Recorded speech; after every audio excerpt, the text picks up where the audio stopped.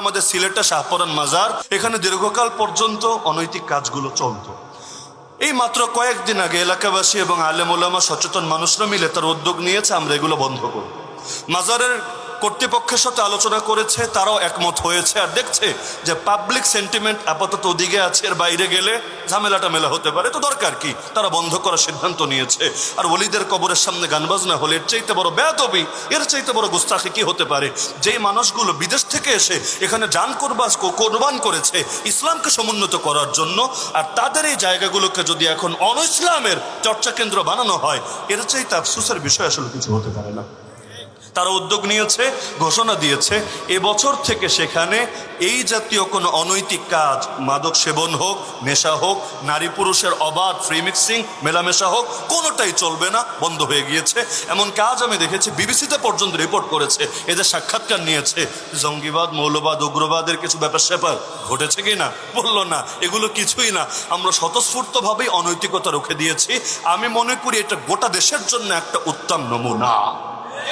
কারণ শান্তিপূর্ণভাবেই আমরা প্রত্যেকে যদি অন্যায়ের বিরুদ্ধে আওয়াজ তুলি, কারণ এগুলো যে অন্যায় এটা বুঝতে বড় জ্ঞানী গুণী হওয়া লাগে না, সবাই বোঝে, সবাই নিজ নিজ জায়গায় আওয়াজ তুলি। আর রাষ্ট্রযন্ত্র আমাদের বিরোধিতা না করে, সহযোগিতা না করলে না করুক, বিরোধিতা না করে, পথে কাটা না বিছায়, ইনশাআল্লাহ এই মাজারগুলো পবিত্র হবেই হবে। তবে একটা কাজ বাকি থাকে, যেটা যেদিন ইসলাম কায়েম হবে সেদিন হবে, তার আগ পর্যন্ত আমি বলবো না কেউ করেন, অথবা আমরা এটা প্রচারও করব না যে কেউ করেন, অথবা কেউ করলে সমর্থনও দেব না। সেটা কি?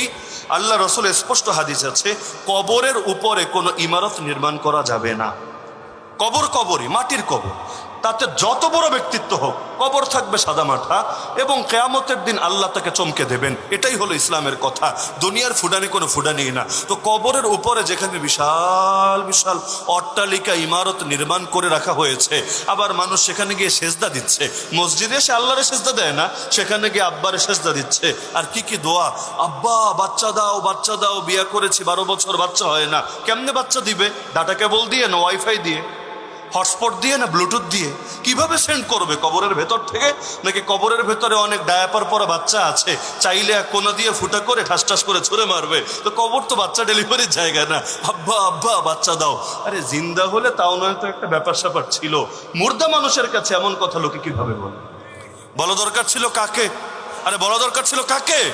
তো এই জিনিসগুলো বন্ধ করতে হবে। তবে এগুলো যেদিন ইসলাম কায়েম হবে, আমরা আশাবাদী এই ইমারতগুলোকেও নষ্ট করে দিয়ে স্বাভাবিক কবর হিসাবে রাখা হবে। আর কবর নষ্ট করার কথা বলা হচ্ছে না, তো কবর কবরের মতো থাকবে, কবর বিল্ডিংয়ের মতো, অট্টালিকার মতো, প্রেসিডেন্ট প্যালেসের মতো কেন থাকবে? তবে এই কাজটা আপাতত না, ইনশাআল্লাহ যেদিন এদেশের আকাশে কালেমার পতাকা দুলবে, সেদিন ইনশাআল্লাহ এই শুভ কাজটা সম্পন্ন হবে।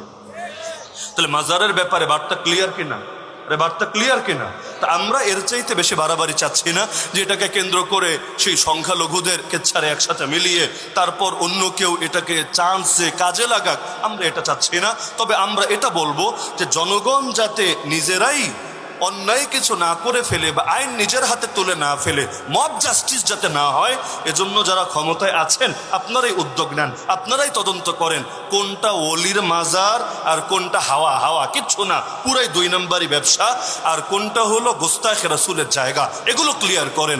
তারা ভাবতে পারে এগুলোতে হাত দিলে বিতর্ক হবে কিনা, আমি আল্লাহর কসম করে বলবো, এগুলোতে হাত দিলে বিতর্ক হওয়া তো দূরের কথা, এগুলোতে হাত দিলে গোটা জাতি তাদেরকে সারা জীবন শ্রদ্ধার সাথে স্মরণ রাখবে ইনশাআল্লাহ।